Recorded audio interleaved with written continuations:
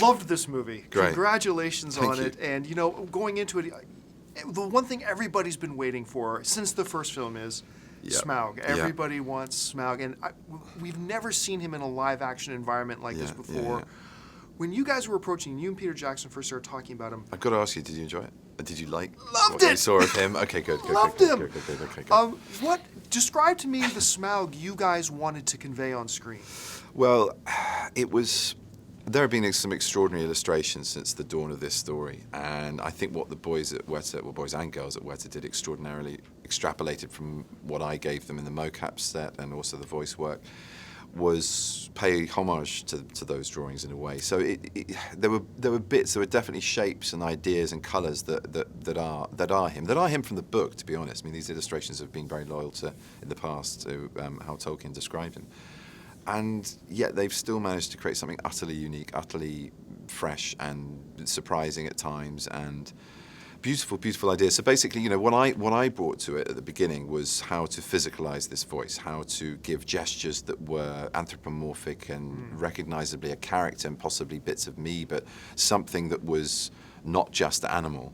However mythical that animal is. I mean, the guy speaks English, let's face it. There's a lot of stuff going on. So I did the zoo thing, I looked at Komodo dragons, I did my research, I was a good boy. But when I was actually in the room, the volume, as they call it on the mocap set, what was really extraordinary about it was, obviously the limitations were immediate. Obviously I'm a biped mammal, I can't be a serpentine reptile, much as I tried, and yet, you know, there was stuff that I could do to articulate my hands and my mouth and the sort of, you know, the serpent, I think of that, and my eyes and my mouth and what else? Well, you know, the voice mainly, that all fed into some kind of idea of character. And Peter and I just kept on discussing it, kept on evolving him and the script. So it was almost like a character, a normal human character, but with these odd extrapolated movements that I was doing. And from that, you know, you have something that is this marriage between an incredibly intelligent, very human in its characteristics and motions, and yet mythical creature. It's all three of those things. But Peter, you know, every time we did another session, so the first one I did was only about 4 days, 2 days mocap work before doing the ADR, soundstage work. And that was in New Zealand. That was with Peter and Fran and Philippa, and we evolved stuff then on the actual floor. It was always just basically about trying things in different ways.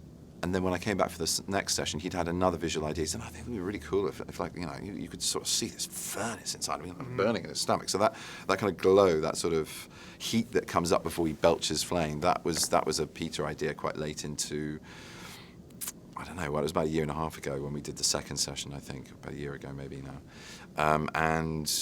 Amazing. The man just didn't stop toying with it. And then with the action sequences that evolved out of the chase, out of the main sort of Hoard of Gold cave and into the Hall of Kings and the rest of Erebor underneath the mountain. So it was extraordinary. It was extraordinary. He just didn't relent in his invention, and I just kind of went with it.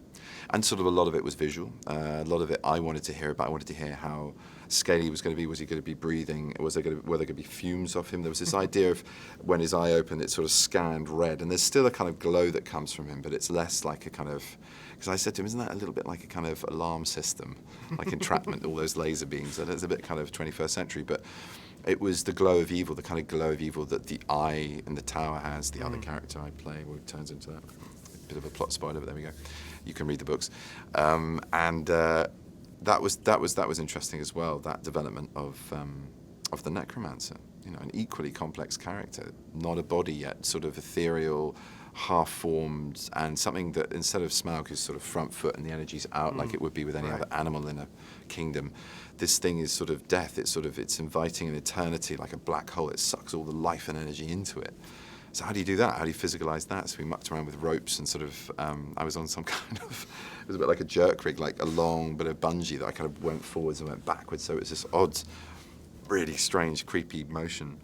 And then I played with that with the voice as well, played around with the idea of doing black speech backwards and then looping it so it came up forwards, and that sounded very unearthly. Well, listen, thank you so much for all the rich character you brought to Smaug. Oh, I love it. Congratulations on Thank film. you. We can't wait to have it on AMC screens. Cool, man. Well, I'm Thank looking you forward so to it. much. Thank you. If you like this video, be sure to give it a thumbs up and don't forget to subscribe to AMC Movie News on YouTube. It's free and a great way to stay updated with all the latest movie news and check out our daily show, AMC Movie Talk. Also, don't forget to check us out on Facebook and Twitter to stay in the loop for our special prizes, giveaways, and contests.